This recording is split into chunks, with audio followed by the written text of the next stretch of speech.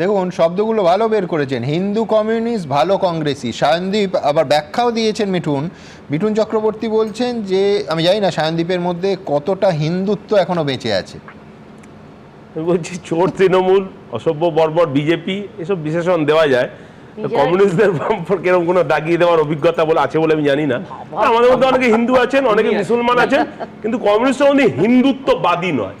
হিন্দুত্বের কোনো পলিটিক্যাল এজেন্ডাকে কমিউনিস্টরা ব্যবহার করেনি, যেটা বিজেপির মতন অসভ্য বর্বর দল ব্যবহার করে। প্রশ্ন একটাই থাকে, সেটা হচ্ছে যে বাম আর কংগ্রেস কার্যত তো এই ডাকের একটাই অর্থ, বাম আর কংগ্রেস ভাঙানো।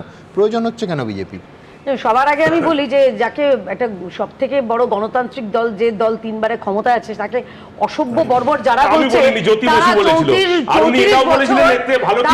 34 বছর এই রাজ্যে যে বর্বরতা দেখিয়েছে সেটা বাংলার মানুষ মনে করেছে বলে সুজন চক্রবর্তী বললেন যোগ্যতার কথা, তাদের অসম্ভব, তাদের যে যোগ্যতা দেখিয়ে দিয়েছে, কিন্তু সেই তোমার কথা অনুযায়ী সেই বর্বরদের ডাকতে হচ্ছে কেন? যেটা আজকে মিঠুনদা বললেন, দেখুন এরা বলে জাতের লড়াই নয় ভাতের লড়াই, অথচ হরগোবিন্দ দাস চন্দন দাসকে কিন্তু জাতের জন্যই মরতে হয়েছিল।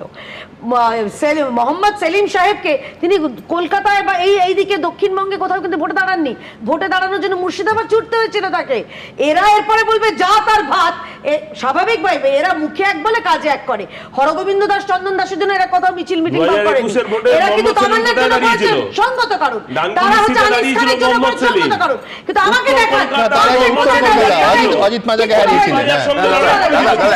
এখন হচ্ছে হেলিকপ্টার বা এরোপ্লেন, হেলিকপ্টার বা এখন বা ওই এরোপ্লেনের তো সিগন্যাল খারাপ হয়ে যাচ্ছে, তাহিরপুরে নামতে পারছে না, বা ওরা সবাই নিয়ে গন্ডগোল হয়ে যাচ্ছে, কি করবে?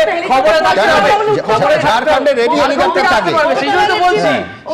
শেষ করে দিই, এই জন্য সমস্যা কি হচ্ছে, হাটাকেষ্ট আমরা সবাই দেখেছি, খবর দেখি না, খবর রাখি না, খবর তৈরি করি, প্রলয় মাঝে মাঝে আসি, এমন প্রলয় করে দিয়ে যায়, সঙ্গে সুমনে আমাদের আলোচনা করতে হয়, তারপরে লবডঙ্কা জিরো অন্য দল থেকে ভাঙিয়ে একটা তৃণমূল কংগ্রেস একা লিডার, ওই 67-68 বছরের মহিলা, তাকে হারাতে এত শক্তি দিয়েও যখন পাচ্ছে না, তখন এই অবস্থা।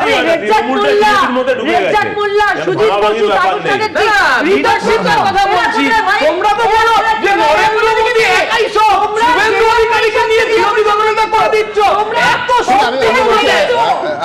রবীন্দ্রনাথ এক সেকেন্ড, সেটা হচ্ছে যে দেখুন এর ভেতরে কোথাও কি একটা তৃণমূল বিরোধী মহাজোটের ডাক কৌশলে? নিশ্চয়ই, মানে এখন বিজেপি পরিষ্কার এটা ঘটনা যে তারা বুঝতে পেরেছে তাদের একক শক্তিতে পারবে না, সুতরাং একটা মহাজোটের ডাক, এবং সেখানে নির্বাচনী মনস্তত্ত্বকে অনেক বেশি তারা পুঁজি করবার চেষ্টা করছে।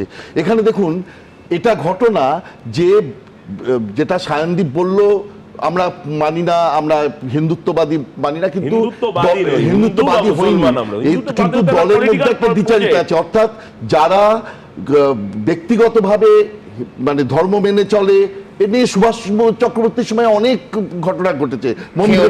2026 সেই লুকিয়ে থাকা হিন্দুত্বকে খুঁচিয়ে দল ভারী করা যাবে, এটা নিশ্চিতভাবে তারা তো ভাববেই যে কোনো গণতান্ত্রিক দল ভাববে যে তারা এটা করতে পারবে, এবং এটা যদি তারা করতে পারে, অর্থাৎ বেশ কিছু লোক কে গেছিল এই যে 2016 সময় বিজেপির এত চার্টার ফ্লাইটে তো অনেকে গেছিল, তারপরে চার্টার ফ্লাইট থাকলো না, সিপিএম হেঁটে ফেরত এলো, গেছিল তো, তার মানে তাদের আদর্শ, মানে তাদের ক্ষেত্রে এই ঘটনাটা যে বাম আদর্শ আর ধর্মীয় এই দুটো পরস্পর বিরোধী তারা ভেবেছিল, তাহলে তারা বিজেপি দেখেছিলেন, বিজেপি শিফট করে দিয়েছিল ভোটটা। যে কথাটা সায়নদীপ বললো সে কথাকে পরিষ্কার করে বোঝা দরকার, হিন্দু কমিউনিস্ট নয়, পলিটিক্যাল হিন্দুত্ব।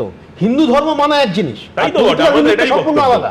পলিটিক্যাল হিন্দুত্বের সঙ্গে উনি হিন্দু ধর্মকে বুঝিয়ে দিচ্ছেন। হিন্দু ধর্ম একটা উদার ধর্ম, যে ধর্ম সমস্ত কিছুকে ইনক্লুসিভ করে, ইনক্লুড করে। কিন্তু উনি যেটা বলছেন যে মহাকাল দুর্গাঙ্গন, এটা কি পলিটিক্যাল হিন্দুত্ব না? এটা পলিটিক্যাল হিন্দুত্বের কোনো জায়গাই নেই। তার কারণ মহাকাল মন্দির মহাকাল মন্দির কোনো ঘৃণার উপর ভিত্তি করে তৈরি করা হয়নি, কোনো একটা মসজিদ ভেঙে তৈরি করা হয়নি, না সরকারি টাকায়, তোমার আমার সরকারি টাকায় তৈরি করা হতে পারে, কিন্তু তার মূল জায়গাটা হচ্ছে যে এই মন্দিরটা শুধুমাত্র হিন্দু ধর্মের জন্য নয়, ওটা সবাই ওখানে যেতে পারে, সবাই ওখানে যেতে পারে, ওখানে কোনো ভাঙা হয়নি। মমতা ব্যানার্জি তো শুধুমাত্র টেম্পল রান করছে ভোটের আগে। ক্ষমতায় ছিলেন, কিন্তু বামফ্রন্টের নেতাদের আমি রেড রোডে ঈদের জামাতেও আসতে দেখিনি, বা কোনো দুর্গা পূজা বা কালী পূজা। ঈদের জামাতটা বামফ্রন্টের আমলেই শুরু হয়েছিল রেড রোডে, না জামাত শুরু হয়েছে, কিন্তু জামাতে আসতে দেখিনি।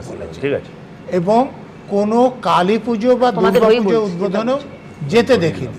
দেখুন, আমি যতটা ইতিহাস পড়ে জানি, লেনিনের বলশেভিক দলে লোকদের ধর্ম পালন করা নিষিদ্ধ ছিল না, কিন্তু যারা পদাধিকারী হতেন তাদের উপর নির্দেশ ছিল যে তারা মসজিদে বা গির্জায় ধর্মস্থানে যেতে পারবে না, পরিষ্কার। তো তাহলে বামপন্থীদের ধর্ম সম্বন্ধে যে ধারণা, সেটা আমি ছোটবেলায় বামপন্থী আবহাওয়ায় মানুষ হয়েছি বা বামপন্থীদের ইতিহাস যা পড়েছি খুব পরিষ্কার।